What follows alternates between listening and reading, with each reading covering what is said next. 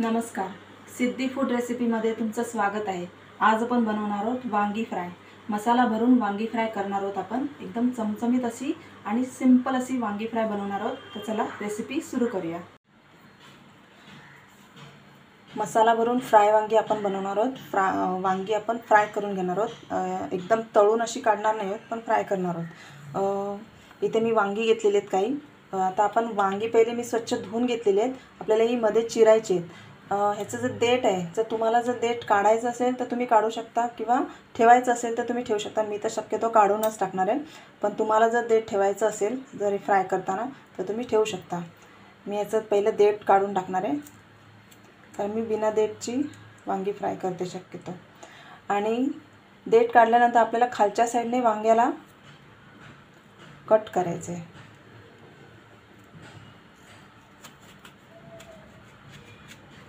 अशा प्रकारे मध्ये कट करायचं आहे। एक साईडने झालं, दोन साईड म्हणजे 4 भाग करायचे आहेत आपल्याला मध्ये कट करून।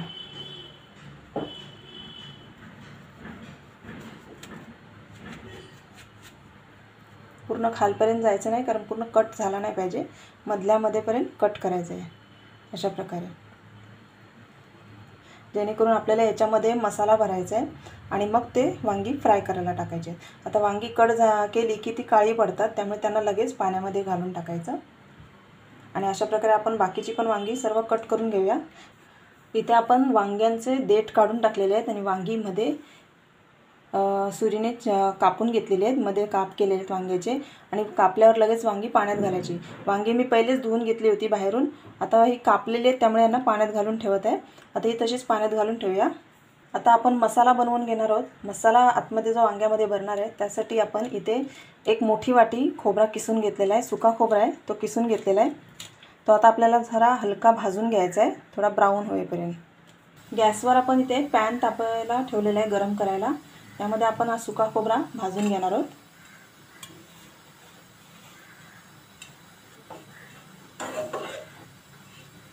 सुका खोबरा आपल्याला एकदम काळपट करायचं नाही आहे। स्लो गॅसवर, पॅन तापला असेल तर स्लो गॅस करा, आणि स्लो गॅसवर हा सुका खोबरा चांगला हलका ब्राऊन होईपर्यंत परतून घ्या, त्याला हलका भाजून घ्या। आता इथे सुका खोबरा आपण भाजत आहोत। त्या सुक्या खोबऱ्याबरोबरच आपण इथे बाजूला तीळ थोडेसे भाजून घेणार आहे।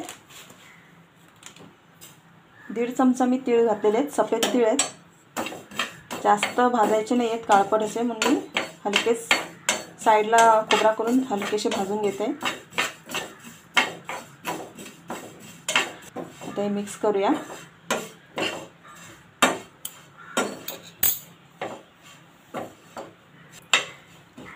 आता इथे खोबरा आपला चांगला भाजला गेलेला आहे। जास्त काळपट करायचा नाही आहे, हलका ब्राऊन असा भाजून घ्यायचा आहे। आता आपण तो एका डिशमध्ये काढून घेऊया। आता इथे खोबरा आपण भाजून घेतलेला आहे, ह्याला हलका थंड करायचं आणि मिक्सरमध्ये वाटून घ्यायचं। खोबरा आणि तीळ आहेत आपण घातलेले, ते मिक्सरमध्ये वाटून घ्यायचे।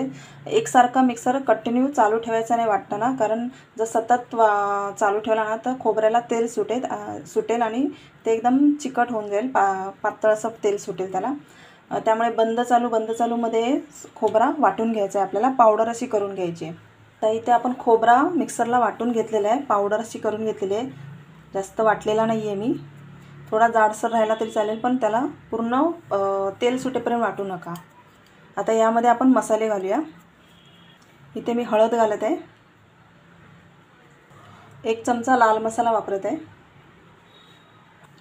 थोडीशी हिंग घालत आहे मी याच्यामध्ये, धनापूड घालूया 1 चमचा, गरम मसाला थोडासा घालत आहे।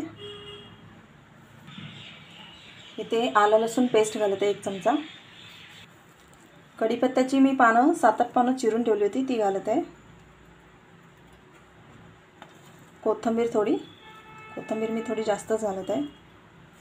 यामध्ये आता चवीनुसार मीठ घालूया। इथे मी थोडासा लिंबू पिळत आहे, अर्धा चमचा जेमतेम। आता हे सर्व मिक्स करून घेऊया। यामध्ये पाणी घालायचं नाही आहे आपल्याला, कारण सुका खोबरा आहे, त्याला ऑलरेडी तेल सुटतोच। याच्यामध्ये तुम्हाला जर शेंगदाण्याचं कूट घालायचं असेल तर तुम्ही शेंगदाण्याचा कूट पण घालू शकता. सुक्या खोबऱ्याच्या ऐवजी फक्त शेंगदाण्याचा कूटसुद्धा वापरू शकता, त्यानेही खूप छान टेस्ट येते. शेंगदाण्याच्या कूटाला पण एक वेगळीच चव असते, खूप छान टेस्ट येते त्याने. मी यामध्ये सफेद तीळ घातलेले आहेत भाजून. आपण खोबरं जेव्हा भाजत होतो तेव्हा सफेद तीळ घातलेले आहेत, त्यामुळे सफेद तिळाला खूप छान वास येतो आहे, खूप सुंदर वास सुटला आहे तिळाचा. आता इथे सर्व मिक्स झालेलं आहे आपल्या मसाल्यामध्ये, मीठ वगैरे तिखट सर्व मिक्स झालेलं आहे, मिक्स करून घेतलेलं आहे आपण. आता हे एक साईडला घेऊया. आता आपण हा मसाला एक साईडला घेतलेला आहे.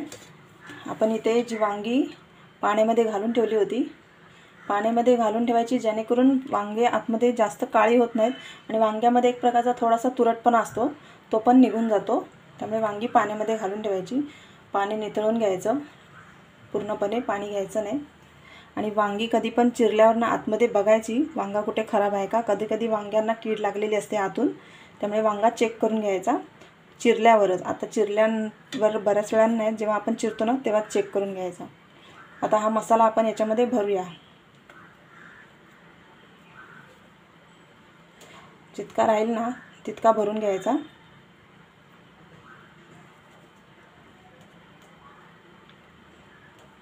अशा प्रकारे वांग्यामध्ये पूर्ण मसाला भरून घेतलेला आहे आपण. याच ताटात मी साईडला ठेवून देते आणि बाकीची पण वांगी भरून घेते, मसाला भरून घेते बाकीच्या पण वांग्यामध्ये सेम त्याच पद्धतीने. इथे आपण वांग्यामध्ये मसाला भरून घेतलेला आहे, सर्व वांगी मसाला भरून घेतलेले आहेत. आता आपण ती फ्राय करायला घेऊया. गॅसवर इथे आपण पॅन ठेवलेला आहे, आपण वांगी फ्राय करणार आहोत. तेल घालत आहे मी. पॅन गरम झालेला आहे. आता आपण याच्यामध्ये एक एक वांगा ठेवूया.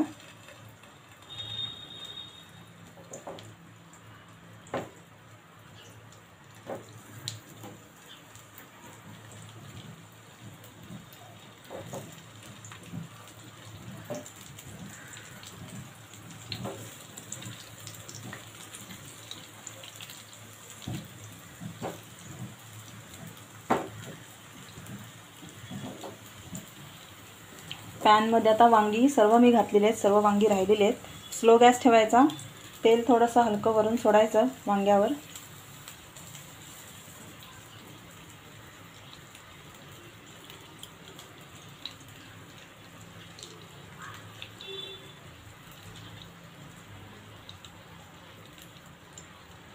तर आपण वरून तेल पण सोडलेलं आहे वांग्यावर.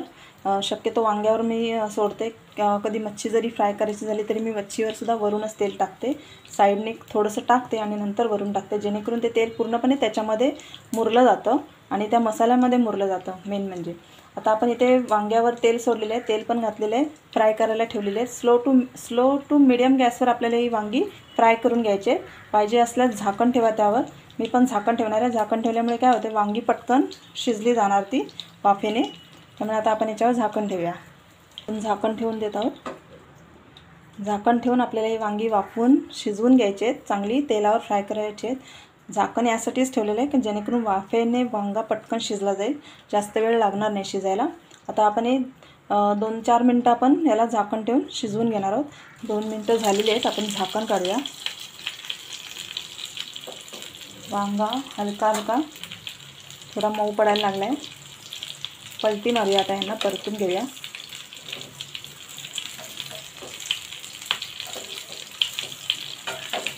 स्लो गॅसवरच वांगी फ्राय करून घ्या, फास्ट गॅस ठेवू नका शक्यतो, नाही तर मसाला आहे आपला तो करपून जाईल. इथे आपण सर्व वांगी आता दुसऱ्या साईडने पलटी मारून घेतलेली आहेत. आता या साईडने पण चांगली फ्राय करून घ्यायची आहेत. वांगी चांगली फ्राय करून घ्यायची आहेत, नरम पडली पाहिजेत, जेणेकरून त्यातला आतला मसाला पण चांगला शिजला गेला पाहिजे आणि वांगी नरम पडली पाहिजेत. वांगी चांगली फ्राय करून घ्यायची, स्लो गॅसवर फ्राय करायची. आता आपण थोडा वेळ अजून त्यांना फ्राय करून घेऊया. आता दुसऱ्या साईडने पण वांगा मी चांगला फ्राय करून घेतलेला आहे. 2-4 मिनटं झालेली.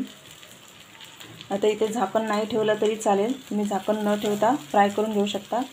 थोडा अलटून पलटून तुम्ही वांगा चांगला फ्राय करून घ्या. चारी बाजूने वांगा चांगला शेकला गेला पाहिजे, कच्चा राहिला नाही पाहिजे.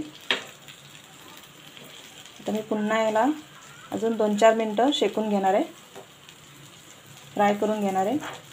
आपण इथे तेल पहिलं जेवढं घातलं होतं तेवढंच तेलामध्ये मी हे फ्राय करत आहे, परत तेल घातलेलं नाही आहे. आपली इथे वांगी सर्व फ्राय झालेले आहेत. सर्व बाजूने म्हणजे चारही बाजूने मी चांगली वांगी मऊ होईपर्यंत फ्राय करून घेतले आहेत. वांगा एकदम मऊ झालेला आहे आणि आतला मसाला पण आपला शिजलेला आहे, कारण आपण झाकण ठेवून त्याला 2 ते 3 मिनटं वाफेवर शिजवून घेतलेला होता. मसाला खोबरा वगैरे भाजलेलाच होता आणि आपला हा मसाला पण शिजलेला आहे आणि वांगी पण बऱ्यापैकी मऊ झालेले आहेत, एकदम मस्तपैकी. आपली सर्व वांगी इथे फ्राय झालेले आहेत, मसाला वांगी फ्राय झालेले आहेत. आता आपण ती सर्व करूया. इथे आपली मस्त अशी फ्राय वांगी तयार झालेली आहेत. एकदम मसाला भरून आपण फ्राय वांगी तयार केलेली आहेत. कमीत कमी तेलामध्ये आपण ही फ्राय केलेली आहेत, जास्त तेलाचा वापर केलेला नाही आहे. इथे आपली मस्त अशी फ्राय वांगी तयार झालेली आहेत. भाकरीबरोबर खा किंवा तिखट डाळ भाताबरोबर खा तरी चालेल, खूप छान लागतात फ्राय वांगी. मसाला आणि वांगा आपलं परफेक्ट असं शिजलेलं आहे, तळले गेलेलं आहे, फ्राय केलेलं आहे. कमीत कमी तेलामध्ये आपण ही वांगी फ्राय केलेली आहेत. तुम्ही करून पहा. आणि वरून आपण गार्निशिंगला कोथिंबीर घातलेली आहे. ती अशा प्रकारे तुम्ही फ्राय वांगी करून पहा. आणि व्हिडिओ आवडला असेल तर माझ्या चॅनलला सबस्क्राईब करा, बाजूला बेल आयकॉन आहे त्यावर क्लिक करा. थँक्यू.